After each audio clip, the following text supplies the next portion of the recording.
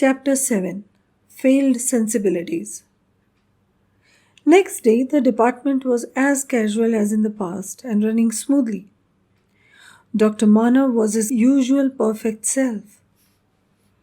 Ridhima, however, was a different person today. The difference was subtle, and only Yuvan could appreciate that at the moment. She was a wee bit reckless. Her attention and energies were directed more towards being with and around Manav than on her work.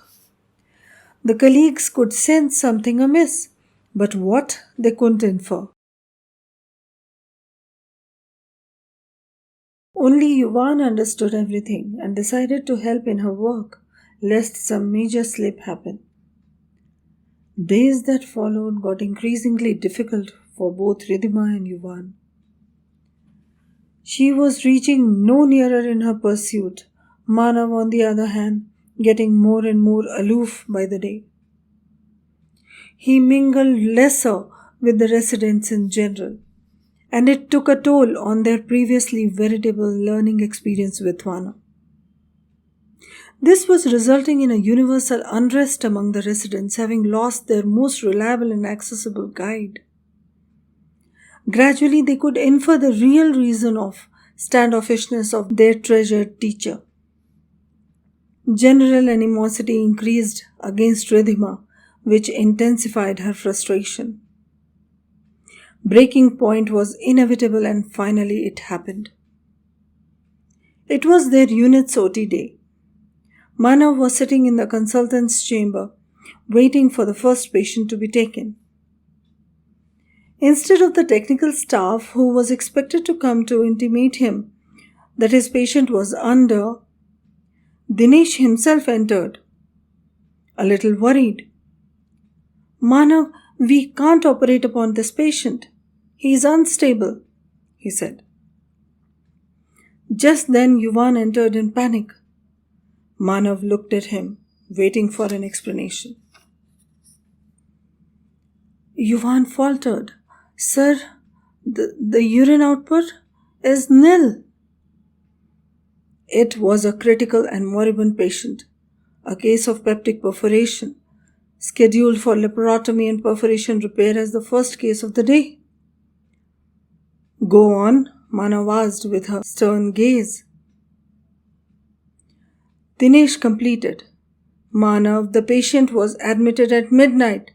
He should have been hydrated properly and prepared at the night for this surgery. Delaying him could be deleterious. But we cannot anesthetize him unless there is at least 100 ml output, can we?" Manav asked, turning to a nervous Yuvan. "Why wasn't he properly hydrated, Yuvan? Were you on call yesterday?"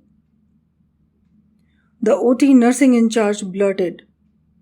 "It was Dr. Ridhima, doctor." She too had joined in.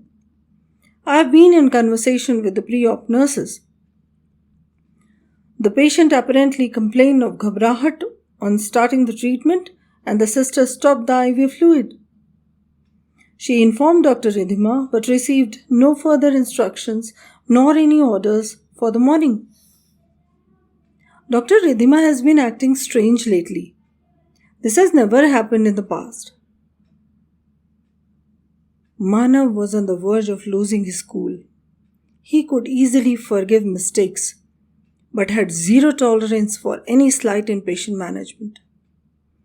He summoned, "Where is Dr. Ridhima?" Ridhima entered panting. "There is 50 ml urine in the urobag, sir. A bit high colored though.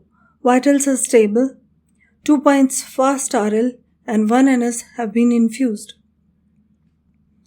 Seeing the explosive look on Manav's face, she stammered, "I'm sorry, sir." Manav couldn't contain himself any longer. "Do you really think your sorry can make amends, Dr. Ridhima?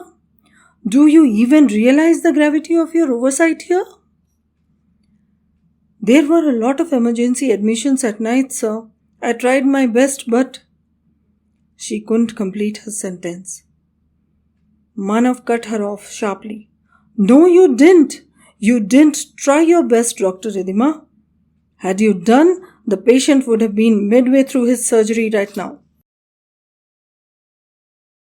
He can be taken as the next case, sir, Ridhima spoke, color rising in her face and tears of rage glistening in her eyes. No one had ever shouted at her like this before. Her anger was more towards herself. She had never let any preventable slip occur on her part during all these years of her residency. How did this happen? Yuvan and the rest were shocked at her impudence. Manav said scathingly, "Great! First you blunder and then you justify it. Your audacity is unbelievable, madam." "You know what, Ridhima? None of this would have happened but for your baseless fancies and grandeur of love." This was the last straw. Her eyes burned with tears. Everyone was staring at her. She snapped back in fury. "In fact, sir, nor for your baseless obsession for a dead wife." There was a stunned silence. It was as if everyone had stopped breathing. No one dared look at Manav. He kept staring blankly at the file in his hand with half-written plea of consent. She wasn't finished yet. She carried on like a maniac. "Life is for living and sharing, sir. You do not die with the dead." She turned and ran away.